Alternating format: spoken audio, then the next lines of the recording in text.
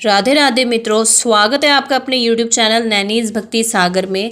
मित्रों, आज की इस वीडियो में हम आपको सुनाएंगे आंवला नवमी की कहानी। पद्म पुराण के अनुसार यह आंवले का पवित्र फल भगवान विष्णु को प्रसन्न करने वाला और शुभ माना गया है। भगवान विष्णु को अति प्रिय है आंवले का फल। इसको खाने से मनुष्य सब पापों से मुक्त हो जाता है। आंवला खाने से मनुष्य की आयु बढ़ती है। उसका रस पीने से धर्म संचय होता है और इसके जल में यदि आप स्नान करते हैं तो इससे आपके घर की गरीबी दरिद्रता दूर होती है और सब प्रकार के आपको ऐश्वर्य, धन लाभ, सुख प्राप्त होता है।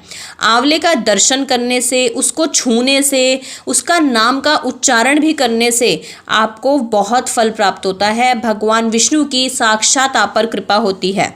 जहां आंवले का फल मौजूद होता है वहां भगवान श्री हरि विष्णु सदा विराजमान रहते हैं और उस घर में ब्रह्मा और सुस्थिर महालक्ष्मी जी का वास भी होता है। इसलिए अपने घर में आंवले का पौधा अवश्य लगाना चाहिए और अवश्य लगाइएगा भी। यदि आप सनातनी हैं तो आपको अपने घर में तुलसी का पौधा और आंवले का पौधा अवश्य लगाना चाहिए। आइए आंवला नवमी की कथा शुरू करते हैं। एक आंवलिया राजा था जो रोजाना 1.25 मन सोने का आंवला दान करके जीमता था। एक दिन उसके बेटे बहू ने सोचा कि अगर इतना आंवला रोज दान करेंगे तो सारा धन ही समाप्त हो जाएगा। बेटा बाप से कहने लग गया कि ऐसे तो सारा धन तुम लुटवा दोगे, अब आंवला दान नहीं करना। राजा रानी दुखी हो गए। दोनों दुख के मारे एक उजाड़ खेत में जाकर बैठ गए। उन्हें वहां भूखे प्यासे बैठे हुए 7 दिन बीत गए। राजा आंवला दान नहीं कर सका और आंवला दान किए बिना खाना कैसे खाए। तब भगवान ने सोचा कि अगर मैं इसका सत नहीं रखूंगा तो दुनिया में कोई मुझको नहीं मानेगा। भगवान ने राजा से सपने में कहा कि तू उठ और देख, तेरा पहले के जैसा ही राजपाट हो रहा है। आंवले के पेड़ उग रहे हैं, उठकर आंवला दान करो और जीमो।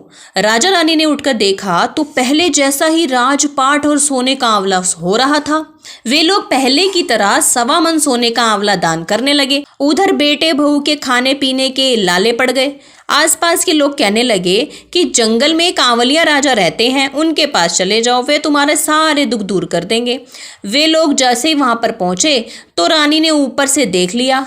अपने आदमी से कहा, इनके काम तो कम कराओ और मजदूरी ज्यादा देना। एक दिन रानी ने अपनी बहू को बुलाकर कहा कि मेरा सिर धो दे।